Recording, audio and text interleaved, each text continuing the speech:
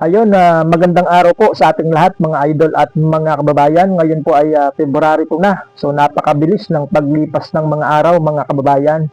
So welcome back po sa atin pong YouTube channel at kung bago pa lamang po kayo, sana ay huwag niyo pong kalimutang mag-likes at i-subscribe po itong atin pong video. Ayan po, makikita niyo po sa baba yung subscribes at likes. So, pindot niyo lamang po yan, pati yung bell button para lagi po kayong updated patungkol po sa mga usapin, lalong-lalo na po dito sa nalalapit na 2028 presidential elections. So yan po yung pag-uusapan natin mga bayan, yung nalalapit po na 2028 presidential elections.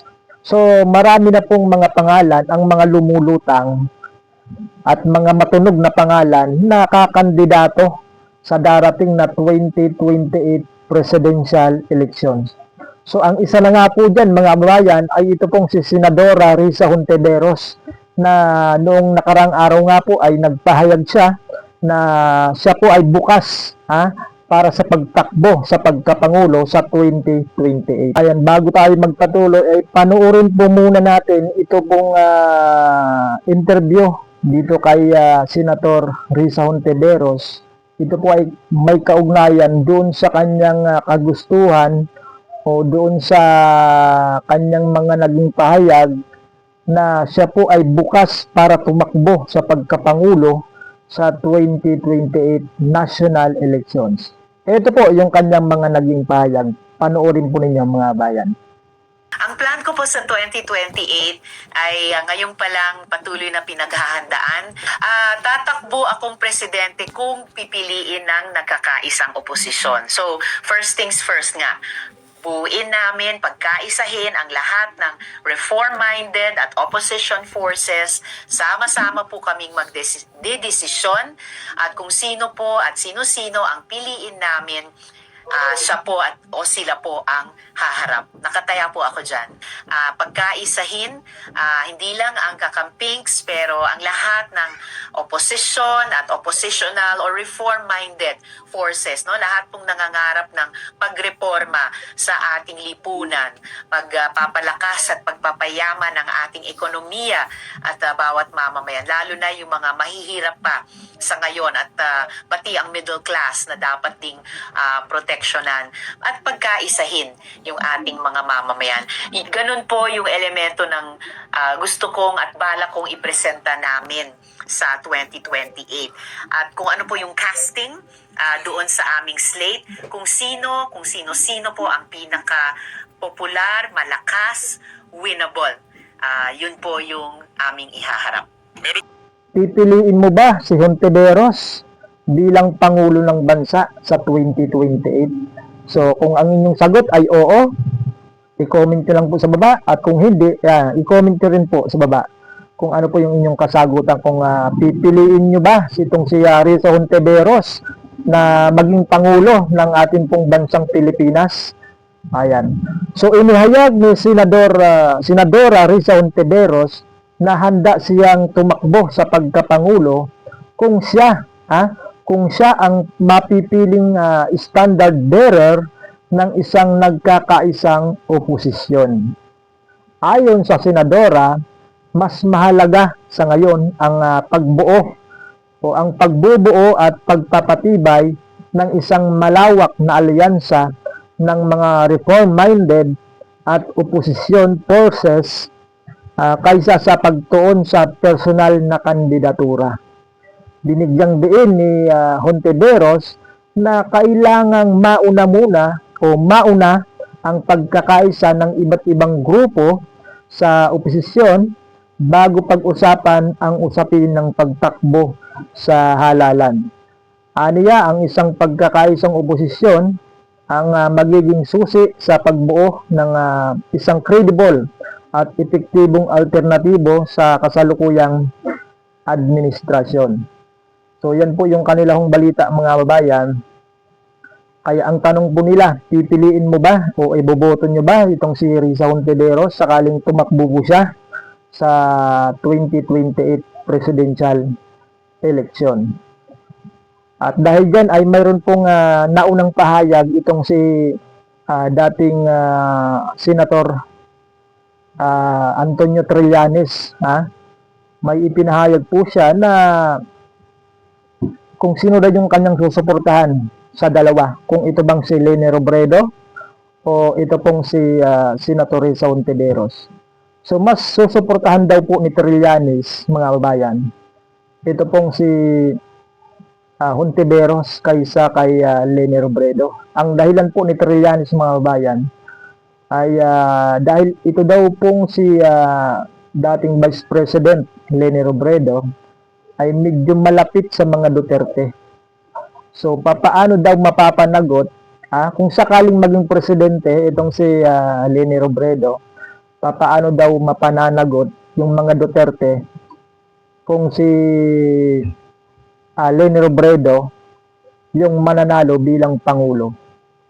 Kasi medyo may magandang ugnayan yung Robredo at Duterte. Yun po yung nakikitang dahilan itong si Trillanes kung kaya mas pipiliin niyang suportahan yun pong si Hontiveros, mga bayan, kasi nasisiguro niya na kapag ka nanalo si Hontiveros ay talagang mapananagot yung mga Duterte. Yun po yung gusto ni Trillanes, yung mapanagot talaga yung mga Duterte.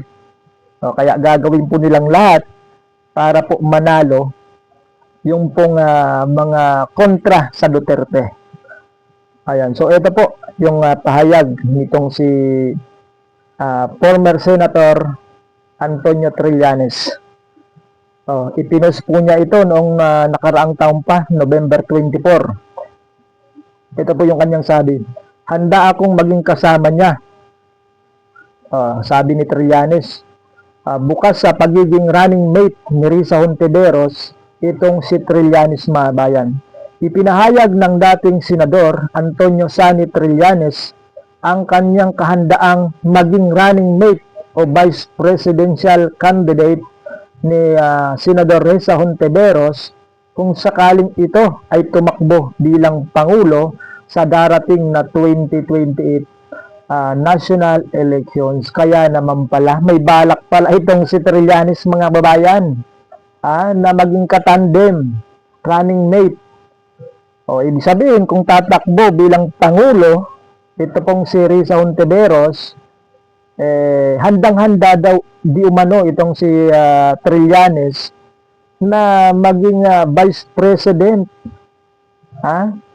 Tatakbo din bilang Vice President itong si Trillanes sa darating po na 2028 national elections, mga bayan. Kaya magtatanong po muli kami sa iyo, sa inyo mga bayan, lalong-lalo sa mga nanonood. Kung tatakbo bang bilang Vice Presidente itong si Trillanes, iboboto nyo ba siya, mga kababayan? Ayan, i-comment lang po sa baba kung ano po yung reaction nyo. Kung kayo po ay boboto dito kay Trillanes, kung siya po ay tatakbo bilang Vice President sa 2028, mga bayan. Tingnan po natin sa inyong mga comment. So ituloy natin, mga bayan. Ayon kay Trillanes, panahon na upang magkaisa ang hanay ng oposisyon at maglatag ng matatag na alternatibo sa kasalukuyang pamahalaan. Kung si Risa Hontiveros ang magiging standard bearer ng oposisyon, hindi ako magdadalawang isip. Yan po yung sabi ni Trillanes. I will stand by her side. Siya ang may puso, integridad at tapang na kailangan ng bansang ito. So yan po yung naging pahayag ni Antonio Trillanes, mga bayan. At binigyan din ni Trillanes ang kanyang pagtitiwala sa kakayahan ni Senador Risa Hontiveros na mamuno ng may malasakit, disiplina at prinsipyo. Para sa kanya, ang pangunahing layunin nila ay ibalik ang tiwala ng taong bayan sa gobyerno. Giit niya, ang laban ay hindi para sa kapangyarihan, kundi para sa pagbangon ng bansa laban sa korupsyon at pang-aabuso. So kayo ba ay naniniwala dito po sa sinabi nitong si Trillanes, mga babayan? na yung laban daw ito, yung labang ito daw ay hindi para sa kapangyarihan, kundi para sa pagbango ng bansa laban sa korupsyon at pang-aabuso. So anong tingin niyo dito mga bayan? Bakit tatakbo itong si Trillanes kung sakaling tumakbo itong si Risa Hontiveros? Ang sa tingin ko dito ay para makaganti, para makaganti sa mga Duterte, mga bayan. Yun po yung tingin ko dito. Hindi para sa taong bayan yung pagtakbo nila, kundi para maghiganti sa mga Duterte, mga idol at mga bayan. So, abang-abang na lang po tayo mga kabayan kung ano po yung mangyayari, lalong-lalo na sa mga survey. Abangan niyo po yung mga survey na lumalabas kung sino-sino po yung mga kandidato sa pagkapangulo at pangalawang pangulo na mga napupusuan ng atin pong mga kababayan na gusto nilang maging susunod na pangulo at pangalawang pangulo ng Republika ng Pilipinas. Yun po yung ating pong aabangan. So hanggang dito muna yung ating pong update mga idol at mga kababayan. At maraming salamat po sa inyong panonood. God bless po at ingat po tayong lahat mga idol at mga kababayan.